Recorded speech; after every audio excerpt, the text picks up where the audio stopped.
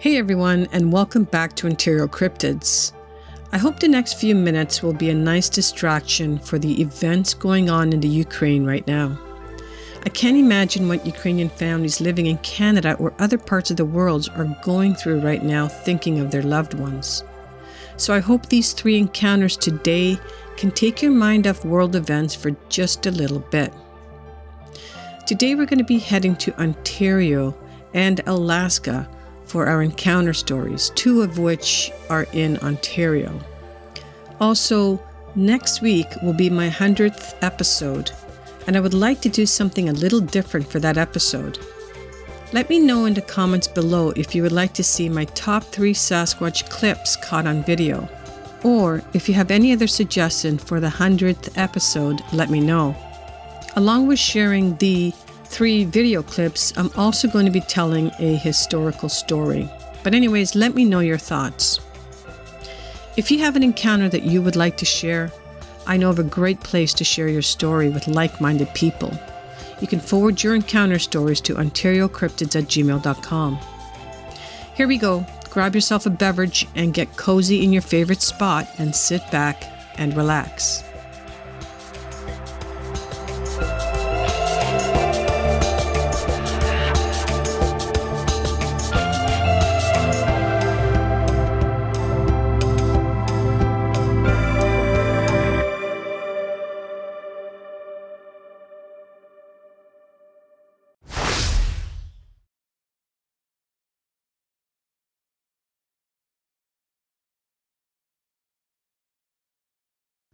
This first encounter story takes place in the summer of 1952, and it takes place in North Bay, Ontario.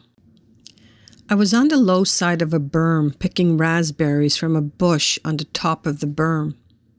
The raspberry canes parted, and a face came peering through from the other side.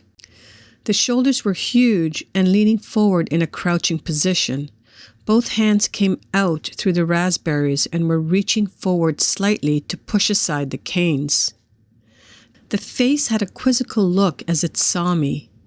It had a sloping high forehead with a slight overbrow. The shock of what I was seeing caused a memory lapse then, and I only remembered running home watching my running shoes thinking over and over, "Don't fall, don't fall." My memory is as vivid as it is the day it happened. I was raised around seeing bush prospectors as mining was so active in my hometown. I had never seen a homeless person at that time this occurred. I had seen many black bears and moose. Nothing explained what I had witnessed. I don't know exactly when I first knew about Bigfoot, but it was many years after that, I am sure. At the time, when I finally ran home, I was still trying to understand what I had seen. Even now, it seems strange that I didn't tell my mother what had happened. She would have believed me. I love the ability to explore the bush, and I feel comfortable to this day spending time exploring wooded areas. Maybe telling her would have limited this. I did try to convince myself for a few days that I had seen a bear, but that was never true. I don't ever feel afraid of the wildlife. I still feel the connection as if a friendly giant appeared in my life. I was 10 years old at the time, and today is my 64th year. It is as vivid a memory as life today. How strange to feel that I was blessed with this encounter. I have no reservations about speaking of their existence.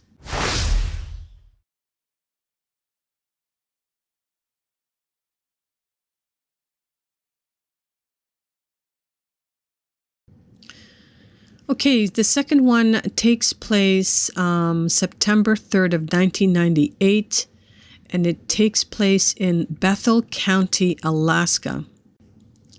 My hunting buddy and I were sitting on a ridge watching for caribou. About 1,000 yards away, a large clearing was in view. While we were glassing the clearing for caribou to come out of the brush, we watched a large gray animal walk on hind legs, walk between 2 large spruce trees on the opposite side of the clearing.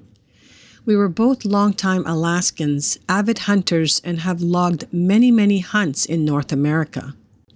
I have hunted all of North America's deer, elk, black, and grizzly bear. I have never seen an animal like what we saw that day. We watched it for over half an hour move from one tree across the clearing to the other tree. Eventually, caribou moved into the area and we lost sight of the animal when it moved off into heavy brush. We had never heard of Bigfoot in Alaska, but we did tell bush pilots that picked us up from our hunt that we had seen something strange. He told us we had probably seen the hairy man, a well-known animal of Iliamna region by the native people.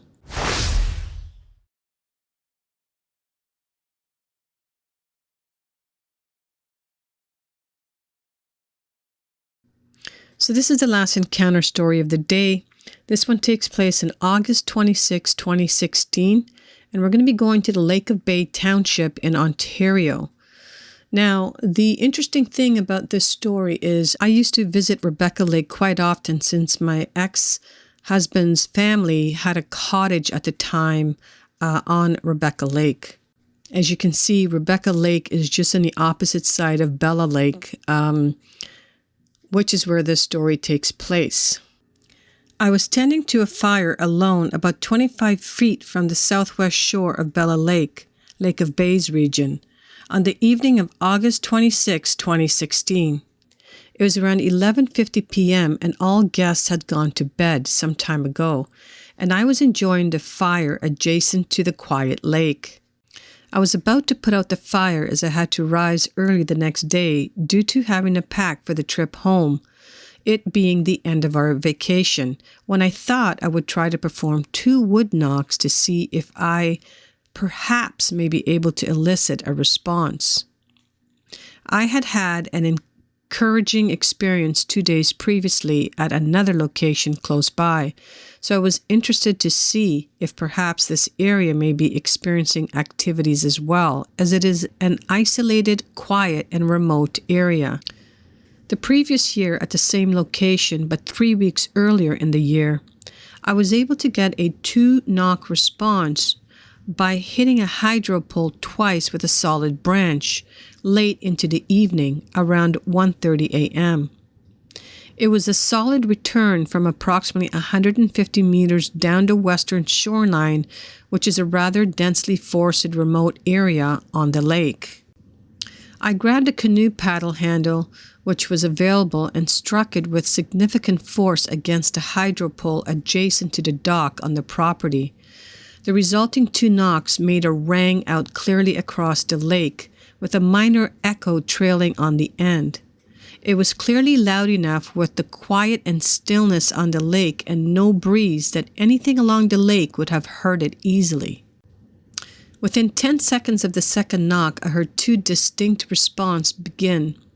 2 individuals proceeded to send whooping calls to each other, one being again around 250 meters down the western shore of the opposite side of the lake, with the second individual being perhaps another 100 to 150 meters further north along the same shoreline. The whoops were very clear, loud, and distinct, sounding similar to barred owl calls. However, there were pitch shifts in the call I have never heard in an owl. The calls continued rather excitedly for about another 3 to 4 minutes when I also then heard a distinct knock coming from the east down the shore from me, sounding perhaps a couple of 100 meters away.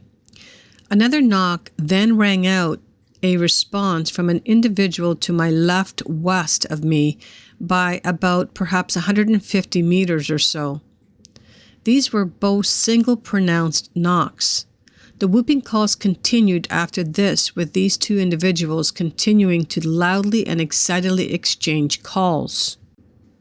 I, being rather amazed, dismayed at this level of response, wanting to attempt to capture it on my phone, I rushed up to my cabin at the top of the hill about 100 meters away and back, which was about 12 minutes quick walk there and back. To my great disappointment, by the time I returned, the calls and knocks had ceased. I tried to elicit another response by doing another 2 knocks, but all went quiet and there was no further response or calls. After waiting another 15 minutes or so, I left for my cabin. This was a very encouraging and exciting series of responses for me, and the first time I have firsthand heard such vocalizations.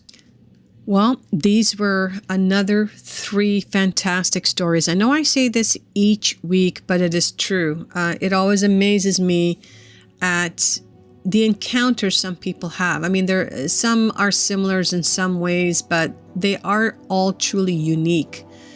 The little girl, well, she wasn't a little girl when she told the story, but the little girl that had the encounter of the Sasquatch pulling apart the raspberry canes, I think I would have yelled, screamed, and then ran away. But wow, I mean, I can't imagine having a face being that close to you. And yes, that would be definitely an encounter that you're going to remember for the rest of your life. The second story with the hunters, it doesn't surprise me that in Alaska you're going to find Sasquatches, or as they call them, hairy men. And it, as you heard, was no surprise to the bush pilot that they have encountered these hairy men. The last one kind of got me a little bit excited since, as I stated previously, I used to cottage up there for years when I was married.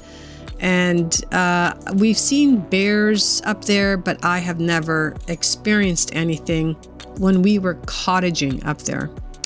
So that's gonna mark the end of today's stories. If these stories reminded you of an encounter that you may have had and would like to share, then please forward your stories to OntarioCryptids@gmail.com.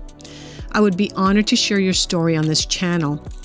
Again, please give me your thoughts if you would like to see in my next episode 3 video clips that I feel are one of my favorite Sasquatch clips of all time. I mean, I have more than 3, but at this point I'll share 3 with you if that's what you would like to see, along with a story. Or if you have any other suggestions, let me know. It would be greatly appreciated. So just leave that down in the comments. Thank you guys for listening until the end. I truly appreciate it. Please hit the like button on the way out. As I stated below, every hit of that button, every thumbs up helps my little channel grow. And I would love to hear from you guys and your opinions. So please leave a comment. If you're new to my channel, make sure that you smash that subscribe button on your way out. And I just want to say, have a great weekend, and I hope to see you all next week right here on Ontario Cryptids.